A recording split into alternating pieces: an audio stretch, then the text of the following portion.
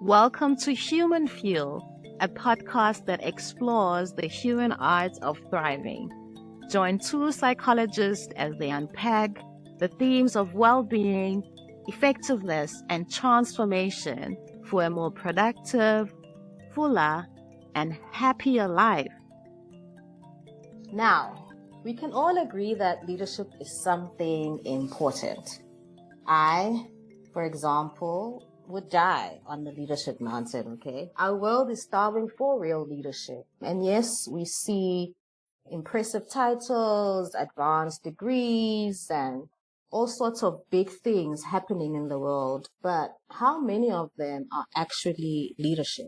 This is something that was posed by Neil McIntyre, actually, who studies leadership.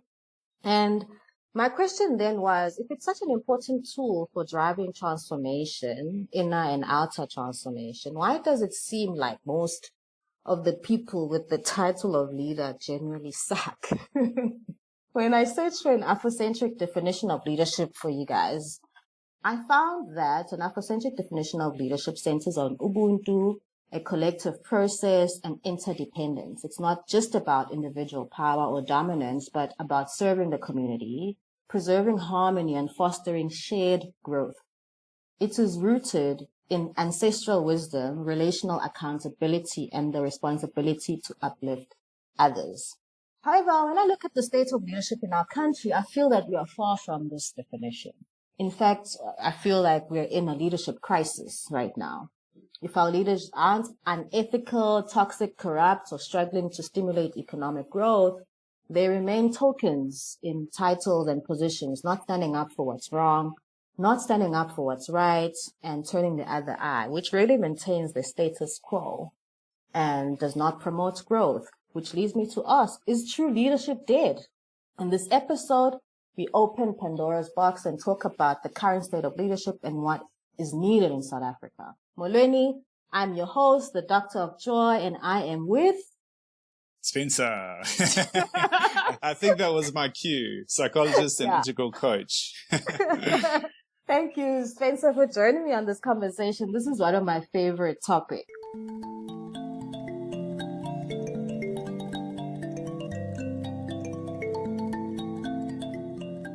Any initial thoughts that come up when you think of leadership?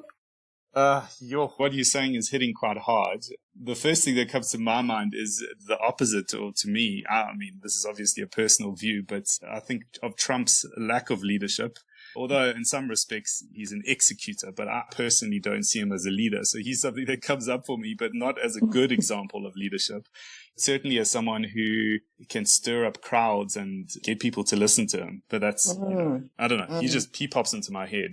Especially at an international level. And I love that you brought in the US because they do sort of set the tone for a lot of things around the world, and who the leader is there matters to some degree. And a lot of people have a lot to say about Trump, about Malema, about Dozie, about Zuma, just all these leadership figures and faces. And I guess for me, in starting off, it's so important to take a step back from leadership being concentrated or located in positions and titles. Yes, that is positional leadership, but I feel like we lose sight on the whole process that involves many other factors, many other actors as well, and shifting situations. So this episode looks at the kind of leadership we need to cultivate and reawaken today as we take the driver's seat in our lives, in our families, in our organizations, in our teams, in our communities, and the nation of Mzansi, or beyond, right? Because it's quite a relevant topic globally. And when we look at a national level, we are faced with a lot of leadership challenges, right? There's a lot of global erosion of trust in leadership across different sectors. You've already mentioned Trump there when it comes to political instability in the US, the fall of corporate giants as well, like Enron and many others. there's a lot of Skepticism. skepticism towards leadership during the COVID-19 pandemic as well, when a lot of things were just exposed in terms of well-being, decision making, and that sort of thing. And when we look at Edelman's trust barometer, which shows that trust in government, business, and even in non-profits is at an all-time low. So with these crises and even the new GNU when it comes to South Africa, corporate scandals, business failures, ESCOM, load shedding, all of these things, both in the public and private sector. But also when we look at social movements, fees must fall, all these things that need to address inequality, unemployment, youth empowerment, well-being, and all of that sort of shows that socially, there's a lot of challenges that confront leadership. And at the moment, these failures at an individual psychological level, when you look at your psychological well-being, it creates a widespread feeling of helplessness, of anxiety, feeling disconnected sometimes, especially among South Africans looking at our diversity. I feel like it also creates more separation and disconnection, especially when you look at also professionals seeking stability and growth in their careers and lives, because we do spend a lot of time in the workplace, engaged in work in one way or the other. So I think that episode 3 wants to really, we could never unpack it all, but wants to really look at how we first define leadership. On this episode, who is a leader? And then I want us to look at number 2, why it's not working, why the current definitions and ways of leading are not working. And number 3, what then is the leadership we crave for? And how can we get to that? Right. So what is leadership? How do you start to define it? And who is a leader? Okay, this is the part that I want us to go through really quickly, but just talk about afterwards, right? I have about 3 definitions here that are the most powerful that I've come across. The first is leadership as influence through social dynamics, and that's from Northouse. I think everybody that studied leadership or psychology knows some idea of Northouse, where leadership is defined as a process whereby an individual influences a group of individuals to achieve a common goal, right? That's simple. And this definition highlights that leadership is relational and adaptive and can be applied across context. So when we look at South Africa's GNU, for example, or in the corporate boardroom, focusing on the leader's ability to mobilize collective action. That's definition 1. Definition 2 looks at leadership as emotional intelligence and behavioral adaptation. And that comes from good old Goleman. He defined leadership as the capacity to harness emotional intelligence, which is self-awareness, self-regulation, motivation, empathy, and social skill to inspire and guide others towards shared objectives. This definition then looks at leadership as something that's quite measurable because we can measure EQ, and also as a trainable set of skills that people can over time work on, right? And then by defining it like this, it offers a concrete basis for addressing the need of leaders, for example, in South Africa, that are more empathetic, that are more responsive, particularly amid social fractures that we come across. And then lastly, leadership has transformational impact on system, and that's from Bass, right? I used to love this definition a lot when I was studying leadership. It says that leadership is a process of inspiring followers to transcend self-interest for the collective good through idealized influence, inspirational motivation, intellectual stimulation, and individualized consideration. So here, this definition frames leadership as a catalyst for systemic change, which resonates with a South Africa that needs visionaries to tackle all these different social ills while uplifting our communities. So, Spencer, do you think Trump can fall into this definition? In the respect that he can inspire and mobilize people, I think we can give him credit where it's due. True. True. So he is applying a kind of leadership. It's just that it's starting to not resonate with other people. And we'll get into the conversation in the episode of why that's the case. You mentioned something, Joy, about Yeah. it was something along the lines of transcending the self-interest. And that in that respect, I think Trump is severely self-interested. So I don't think he ticks that box. I think it's not him. It's like America, you know? So definitely agree with that. But, you know, there's a lot of it out there. I've seen a lot of it.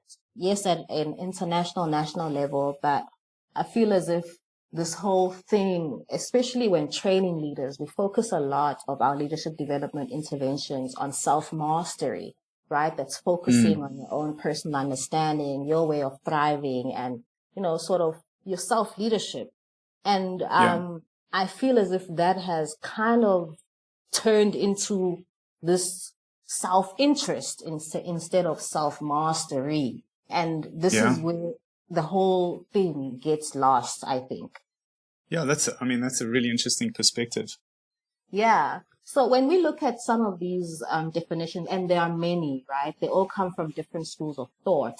And what comes to mind, or what gets highlighted for me, are three things.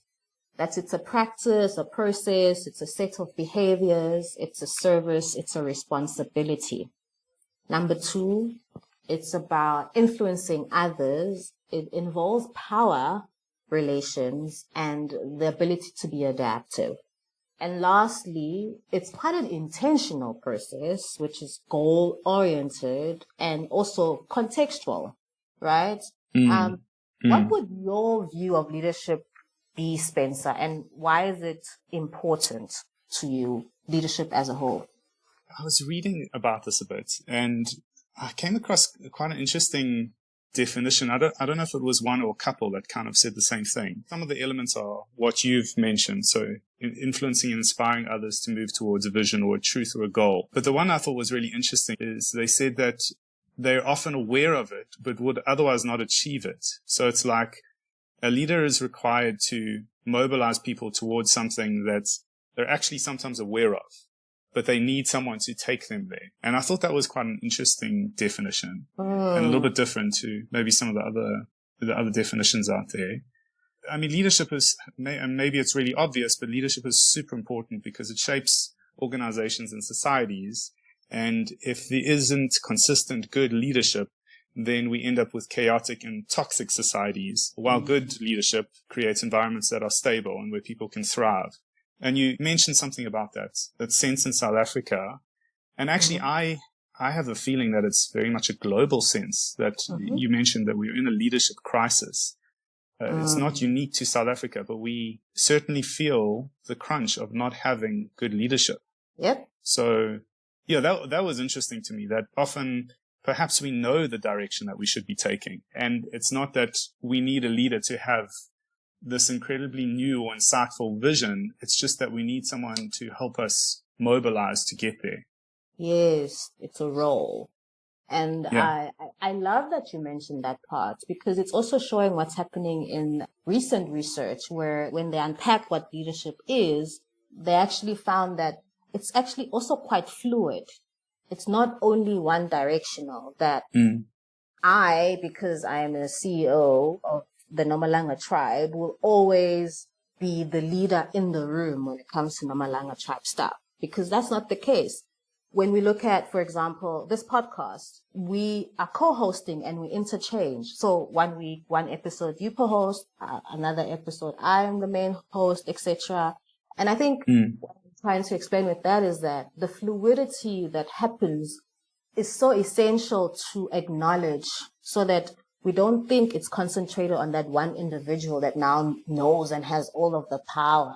No, usually we know, we have an idea of what needs to happen, but there's somebody that needs to play a specific role, as you're saying, of then alignment, alignment and motivation and all of that, which makes me think even more deeply about achieving anything in life, that it does require a lot of people.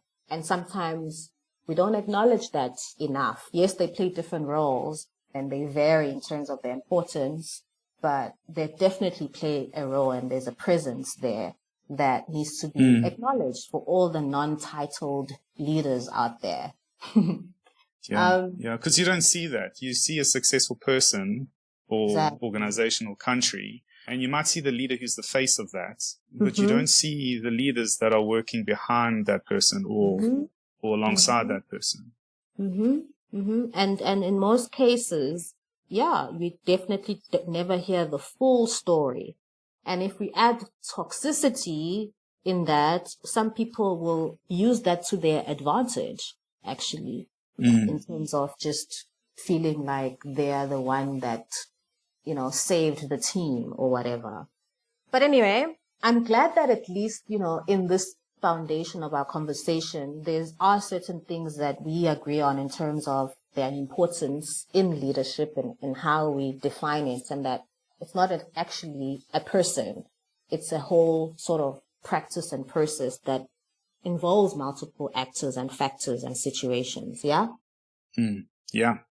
So then I start to think, because that sounds quite nice, right? In terms of it sounds simple. It sounds like something that is useful and needed. Where does it then go wrong?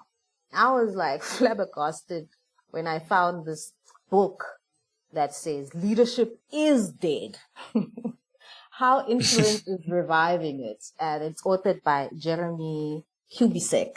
He's a leadership expert and I think a founder of this organization called Giant. And his argument also basically is looking at how our way of leading needs to be transformed from a fundamental sort of perspective. And having worked with thousands of leaders in my short career, I've realized that sometimes when we look at what's wrong and what's right when it comes to leadership, what's needed, what's not needed, what's useful and what's not, what's toxic and what's healthy, there seems to be a blind spot in acknowledging what is toxic, right? Because it's either there or it's normalized, or the people doing it are so senior, we can't even talk about it. And it ends up being like, it's above my pay grade type of conversation, right? Yeah. And by that happening, it becomes normalized over time. And as you say, it's trickled down throughout the whole system and affects the culture, climate, bottom line, and everything, right? Toxic leadership behaviors are actions or traits that are exhibited by leaders that harm individuals and teams and organizations, and creating a negative, dysfunctional, or unhealthy environment. So it's important that we also just share an understanding of what toxic leadership behaviors are, right? And before I go into some of these 10 behaviors, Spencer, if you just look at just your career, even not as a direct experience, something you might have witnessed, what rubs you the wrong way as far as leadership is concerned? What are some of these toxic behaviors you've witnessed? I think one of the things that I struggle with, or struggle to see, or get very frustrated at seeing, is a lack in transparency around how decisions are made or carried out. Not to say that every decision has to be disclosed, but as far as it concerns people, I see sometimes leaders forget that they're dealing with human beings. And this is far removed from my immediate circumstances, but I knew someone who served an organization with a huge amount of diligence for many, many years based on a promise that was made very early on that he would be promoted into a certain position. And this never happened, and years went by, many years went by, and he continued to serve diligently. And eventually he was told that he would never get the position that he wanted. But by then he had wasted years and years of his life. And what's toxic about that situation is not that things changed in the organization. So organizations are dynamic, fluid things where things change all the time. What made it toxic is that those changes were never transparent or communicated openly. And so for what that meant for this one individual was that he continued in service to a leader on the belief that this leader cared cared about him, essentially, when in reality, any changes that happened weren't communicated to him. So essentially, he was working on a lie. Right. And I think that's when leadership gets really toxic, is when a certain set of beliefs that people hold benefit a leader or benefit a country or organization or whatever system you want to talk about. And so that system of falsehood, I guess, is maintained because it serves an agenda. It's beneficial for a very small group of people or a person. It's certainly not beneficial for this person, the individual. Yes, the individual in the system. So to me, that's an example of what I would call really toxic leadership behavior. But I'm interested to hear what you got to share with us about that. Yeah, I mean, that case alone probably touches like 4 or 5 of the 10 behaviors that I have here. But let's go through them. That's hectic, eh? And it happens quite a lot. This whole thing of coming in on a promise that is never fulfilled. And basically what the organization wants is to fill a position. What happens after a month, after 6 months is too far down. And then it feels like, firstly, you need to keep following up on it, which is fine to some degree because you're owning your career. But at the same time, I think it needs to be like a joint responsibility because there was a promise made. And what I'm hearing you say is that we're not saying things shouldn't change. We're saying it needs to be communicated timely and it needs to be transparent and open and honest. And you're right. I think that a lot of leaders perhaps struggle to deliver bad news. That's what I found. Because I thought sometimes it's just being mean-spirited only. That was the only sort of way I looked at it. But as I grew in my career and just as I got a bit more senior and looked more specifically at individual cases, I actually saw how it's not that he's a bad person. He just didn't have the capacity to relay that information because it was bad news. They don't want to be deliverers of bad news. So that was also quite interesting for me. But so it's just actually something getting in the way of what should be happening. I mean, it doesn't justify the behavior, but I think I can agree with you. It doesn't necessarily, I mean, look, some leaders are downright evil. I think we can be honest about that. But I mean, in between, there's a whole lot of people that maybe do want to do the right thing and are trying to do the right thing and maybe don't have the skills or shy away from displaying real leadership behaviors. True. And that means it is a skill you need to learn to deliver feedback, for example. Yeah. Okay. So let's go through this list real quick.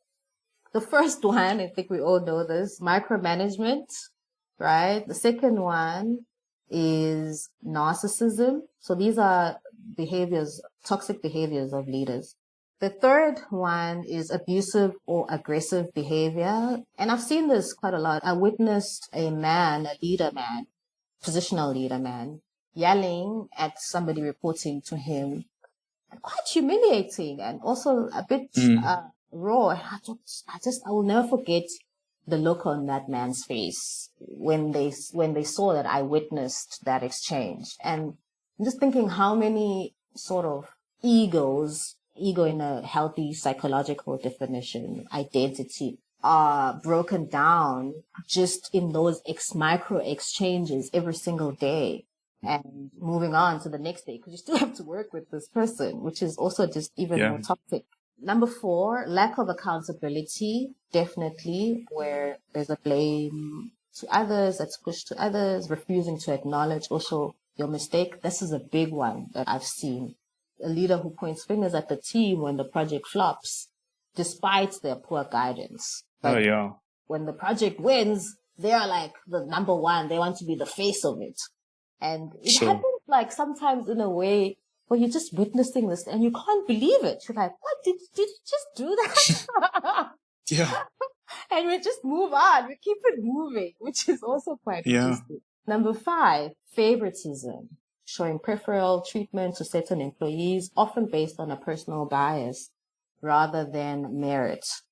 And I remember I had this experience one time, and that was actually one of the most painful experiences of my life, where I had a new boss who happened to be white, who literally took my whole portfolio of work and gave it to another employee who happened to also be white, that he preferred to do the work. And then within the next 6 months, he then promoted her after that and started just like, shouting her praises the whole time. And I'm just looking at this thing because, it was in a phase of 6 months. If you're not paying attention, you might not even notice all of these things happen, because I feel like it's also quite subtle the way it happened. Yeah. But when that happened to me, I felt like shit. I felt like I was nothing. And I won't even say the fact that I was even more qualified to do the job than that person when we look down on paper. That's not the point. The point was that it was an experience of favoritism that also limited my own career growth and literally was given to another person. And that happened so much out there. Number 6, manipulation. So using deceit, guilt, or certain cohesion to control or influence others. So there's a fine line between this one, because manipulation is about influence and leadership is about influence. But manipulation uses deceit, right? And things that are not that positive to get what you want. Like, for example, getting emails on a Friday night for something due on a Monday morning. This person is low-key telling you to work during the weekend. Yes, I think absolutely. that's quite manipulative. Yeah. Number 7, poor communication. So I think that also the case that you mentioned can touch on this too, where we withhold critical information. So it's not just that you're not talking or talking poorly, but you are withholding critical information for a particular reason. And then you're giving vague instructions or refusing to also listen to feedback. Yeah. I won't go into the detail of my experience with this, but I remember this quite vividly as well. And it was quite career changing for me. Number 8, creating a culture of fear. So reeling through intimidation. I had a CEO once say to me, very surprised and very concerned, "Why aren't you scared of me?" I just looked at him. Because the person like tall and I guess he's typical scary. And I don't know. I just looked at him and was like, "Why do you want me to be scared?" And he kind of said yes without saying yes. And I realized that he is used to that, even sort of maybe enjoys it because he finds this quite interesting that I don't. And I was so not aware of that because I removed myself from the system, the bigger system of corporates, and went through my own transformation. So when I'm coming into the corporate now again to consult, I'm coming in with a different mindset, a different heart set. I'm coming in healed. I'm coming in knowing that I can't change everything, but I want to just be myself, the most that I can be. So that's what he saw, right? That I'm acknowledging your position and everything, but human to human, we're just talking, right? And we forget that when there's power relations between people, creating a culture of fear sometimes.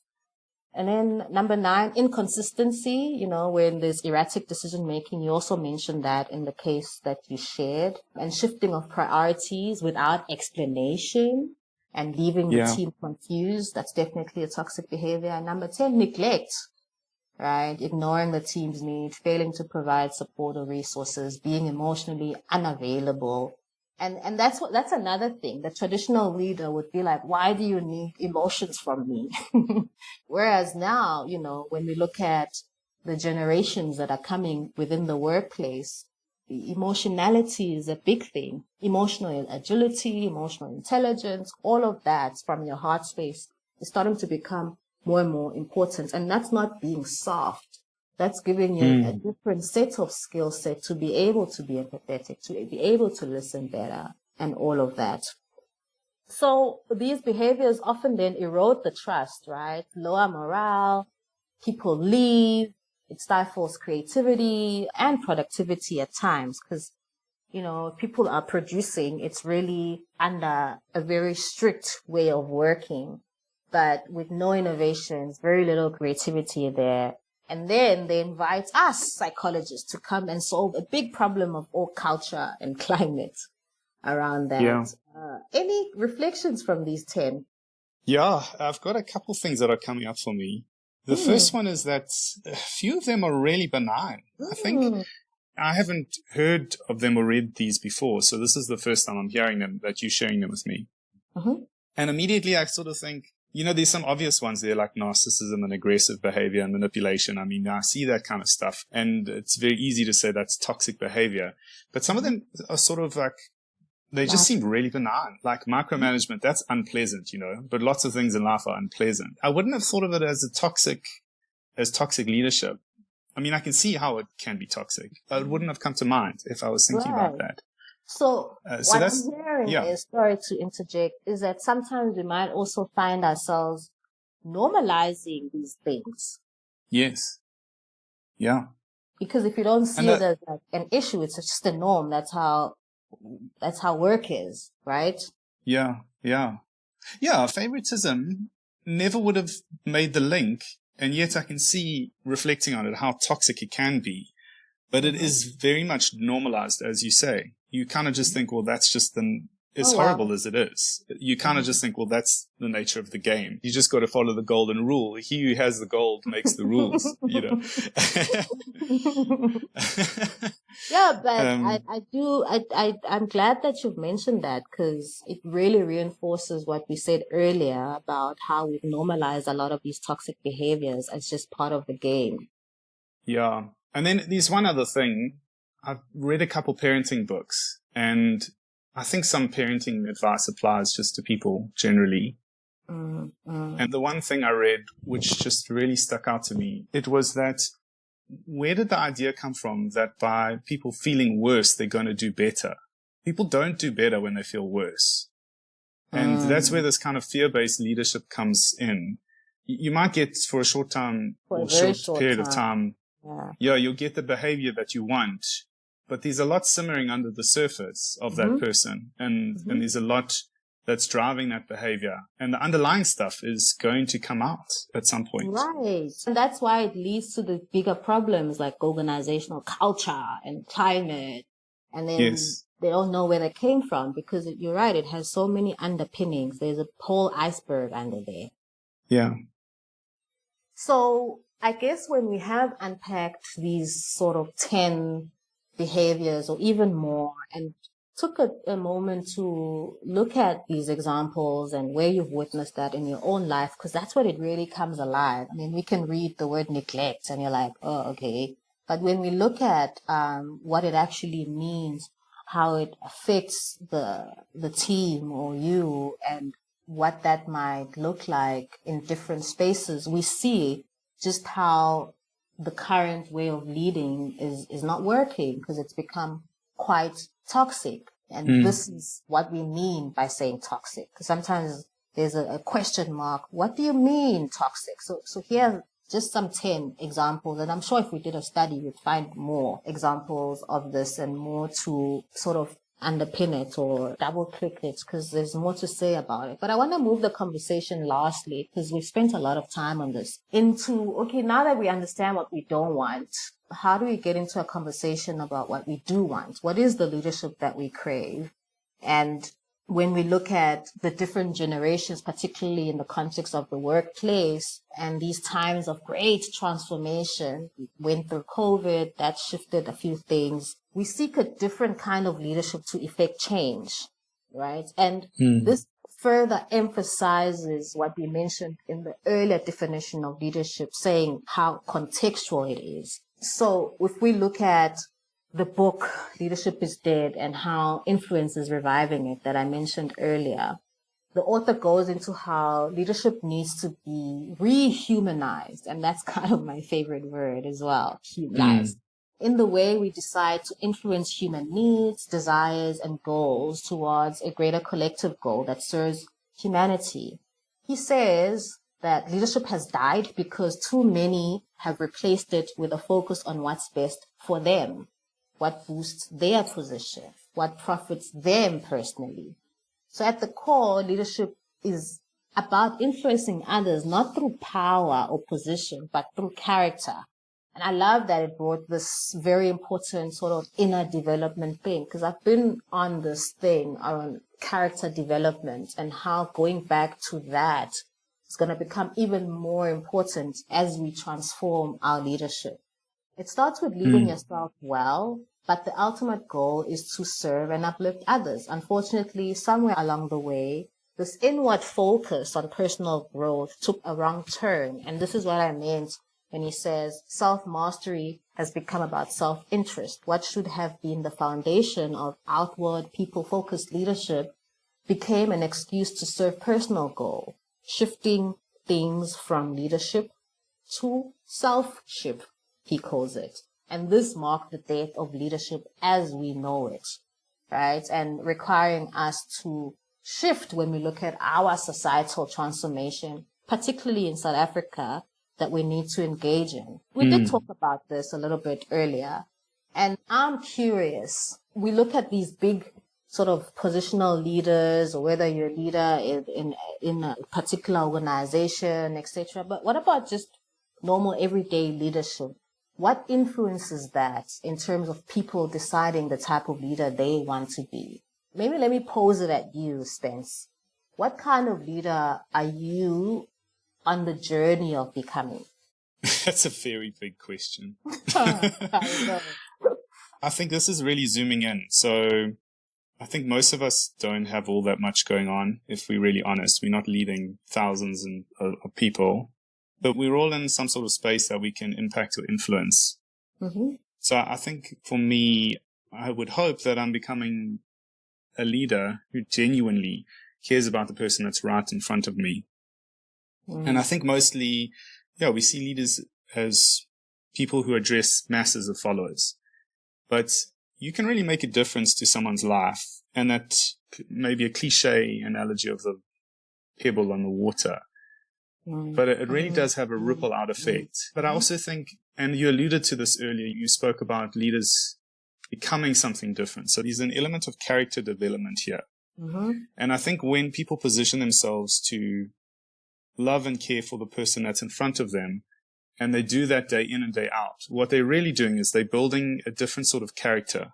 And that character really starts then to shine at a point when perhaps that person does become a leader of tens or hundreds or thousands of people, because they've cultivated that love for the person that's in front of them. Absolutely. And there's a coherence there. So what people are seeing, it's a funny example, but I see on some of these YouTube videos where they show a leader behaving a certain way that's really admirable. And then there's all the comments, and in the comments there'll be people who personally know the person, personally. It's a lot of personally. Yeah. So, and they will vouch for them and say, Eddie or Joe, whoever's on the video, they say, I know that guy, I met him 20 years ago. I've seen and that. This is how he behaved. And that's always like it kind of jars me in a good way. I see there's a sincerity that comes through in their behavior, that it really is about their character. I love to see that.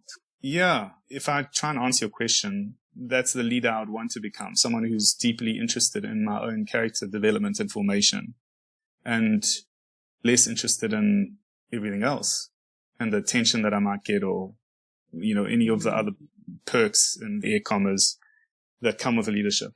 I love that you've mentioned that it's also just this journey of being a better you.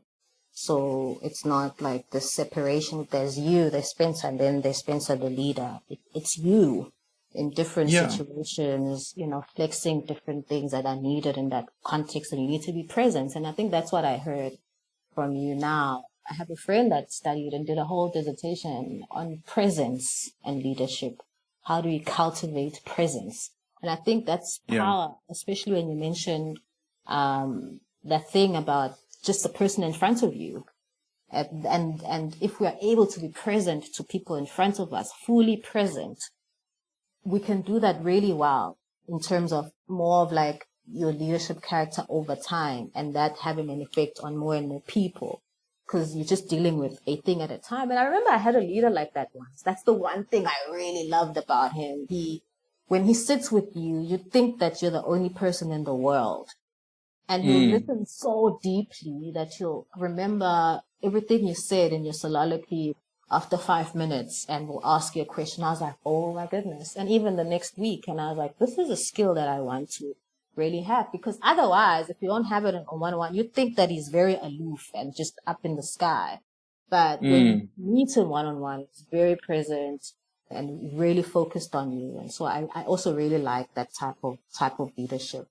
And it's important to also understand where that comes from, because that leader, when I started to know him a bit more, maybe I should say his name, shout out, Pile. That leader was able to do that because he had a very strong practice of meditation. So he had learned that in his character, learned that in his sort of value systems of what being present in the moment is all about. And that's kind of what I wanted to conclude about, in understanding when you're crafting the type of leader you want to be, it shouldn't just come from textbooks, from people in the US and the UK, wherever. That just supports and obviously adds you an informed position on leadership. But it's so important to just go down to this everyday practical interaction with people. And usually what influences that, belief systems, our values, and what's important to us. And that's why I wanted to bring the model of spiral dynamics. We've already spent a lot of time on this, so I'll try and go through it quite simply, and we'll put it up on your screen so that you can also follow.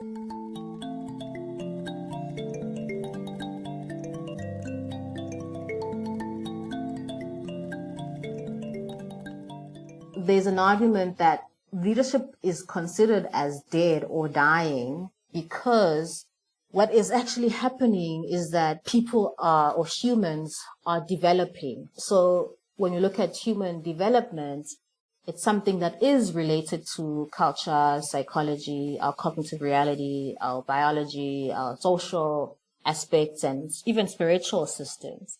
So when you look at then this model, what it tries to do is map that human development over time to then understand the origins of how we define effective leadership related to what we value as a people, as a society. And I also want to shout out another friend of mine who introduced this to me, Dr. Monet Bochna, fellow psychologist, who swore on this model of spiral dynamics by Don Beck and Christopher Cohen. They argue that there's these 8 levels of human development, or systems as they call them, and each level has a particular color and it reflects a particular dynamic in terms of how you view the world and how you show up in the world.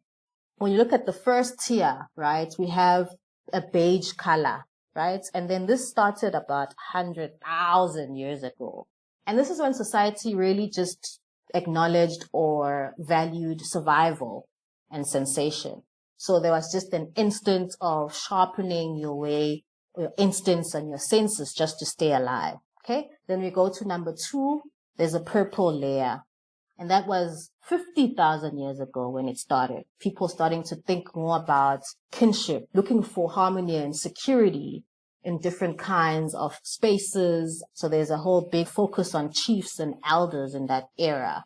And then we move to the red value system, where it was 10,000 years ago. And that was about self and force. So it's about aggressively and impulsively expressing yourself regardless of the cost. There was a big emphasis and focus on pleasure to the fullest. No guilt, no remorse, and a lot of rebellion. I mean, and then the blue line value system came 5,000 years ago, where the energy was to bring about order and truth, where we enforce codes of conduct, domination, threats, fear, and that sort of thing, laws, regulations, building moral standards. So that was important to be an upstanding citizen. And that's the blue liners. And then there's the orange line, which is approximately 300 years ago. And the focus here was around achievements and strategy. And that's when self-interest came to play as well, where the individual plays to win, uses the earth's resources to create abundant life that they want. What we recognize and reward are risk takers, are optimists, and that sort of thing. And then it moves to the green liners. It's quite a lot of values. And that was 150 years ago. And that was a focus on human relationships and community, where you explore yourself and others at the same level because you're trying to be egalitarian and caring and freeing humanity from greed. I remember that becoming quite popular as well at some point when I read about it. And then that's the first tier, right? And then when we go into the second tier, as complexity has been rising, when we look at a VUCA world that's volatile and unpredictable and complex, ambiguous, we start seeing even more of a difference that's needed. And the yellow value system emerges 50 years ago, where the focus was on fluidity and flexibility.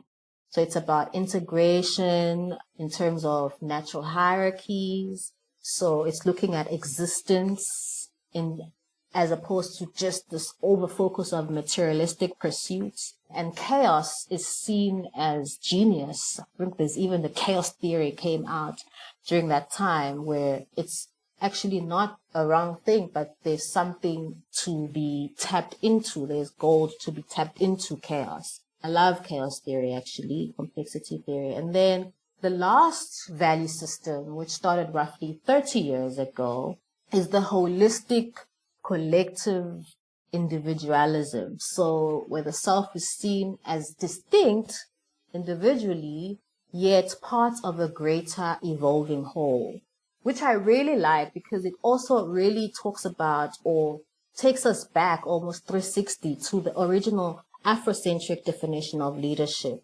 where we looked at how it has Ubuntu and it's all about collectivity, where it's all about Ubuntu and collective action.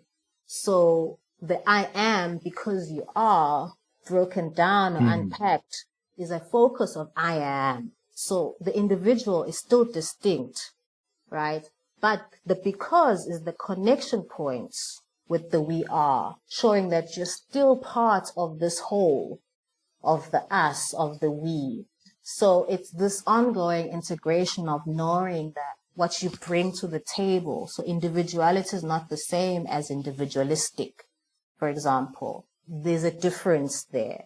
So this is the most current, youngest, newest sort of value system that I think is influencing now even more our behaviors and what kind of leadership that we want. So while 100 years ago, our behaviors were primarily focused on our need to survive, so leadership was a resource to ensure survival. We followed people who were stronger, bigger, faster, more clever, and that sort of thing. But as we evolve over time into new levels of values, what we need from our leadership changes. We no longer need to depend on one individual, what we think should happen, but we need people to create the right environments for us to flourish. And that becomes even more important. So successful leadership is not about this one person, but creating an environment where your people can learn, develop, and thrive. So in a way, yes, leadership is going through a transformation itself. And the way in which we know it is dying because we are transforming. But it will only get there when more of us are showing up and developing from a human development perspective into these new value systems where we transcend some of the materialism, the corruption, the self-interest, and go into something that's a bit more transcendental, which is the turquoise value system. And that will then bring about different kinds of what we might call now post-heroic leadership, of which human leadership is one. And that's what I wanted to leave with you guys on this episode as a solution, as a takeaway. But since we spent so much time just on this topic, what I'll do is our giveaway or our worksheet will have much more information that can help you understand how to then start building the blocks of what human leadership looks like, which is what society as a whole, as a value system, as a people, as a collective unconscious is craving for. And the 4 components are important there in human leadership: authentic self-leadership, empathy, adaptability, and radical responsibility. That was a mouthful. Any reactions from you, Spence? I'm thinking about those 4 components that you said, and I'm thinking about how they interact on a personal level, and then this recognition of, again, going back to the Ubuntu idea. I am because we are. Yeah. And I'm just thinking of the interplay between them. Some of them are quite personal. Maybe you can just go through the 4 again. The 4 components of human leadership. Yeah. Authentic self-leadership. Sometimes you skip the self-leadership part, or it's inauthentic. We're just putting on a hat. Number 2, empathy. So being able to be in another person's shoes, and that's how it can actually show care, which you had also just mentioned. C, adaptability, because things are so volatile and changing, is quite dynamic and fast. We need the skill to be able to adapt. And then number 4, radical responsibility. So from a higher good effect and outcome, particularly for our nation, that component becomes even more paramount. Yeah.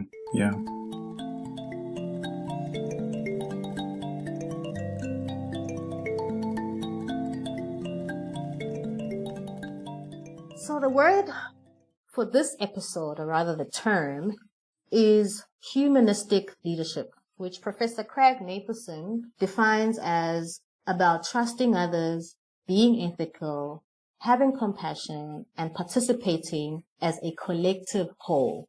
I love that. NgesiZulu ke singahumusha sithi ubuholi bobuntu. Ubuholi bobuntu. Humanistic leadership.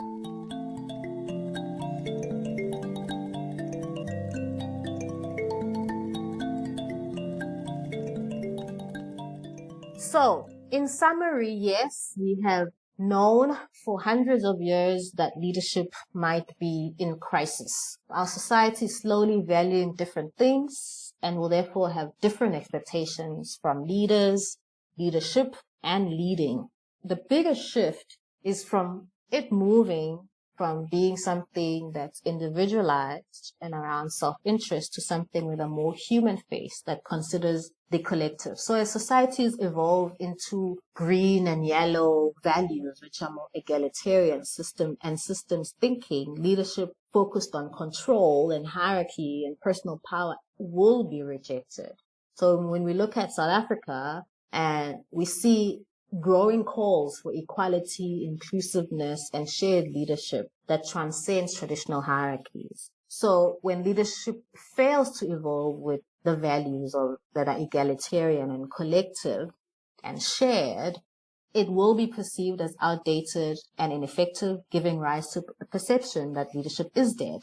So this is a call of action for people to really take a hard look at the way in which they are leading and start building the blocks of the type of leadership that they want that will meet the requirements of where society is or how we want to evolve and transcend as a nation. This episode, we have something special to offer as a takeaway.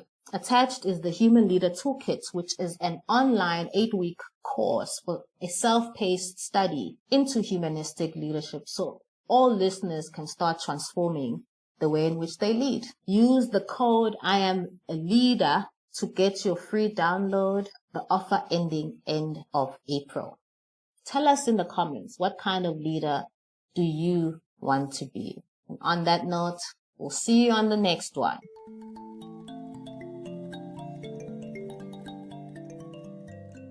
Hey everyone, thanks for tuning in to HumanFuel podcast. We hope you enjoyed this episode and got some value out of it. If you did, the best compliment that you can give us is to share the episode with a friend. You can also leave us a comment on YouTube or send us an email at humanfuelza@gmail.com. Your feedback helps us to create better content, so we would love to hear from you. Thanks again for listening, and we'll catch you in the next episode.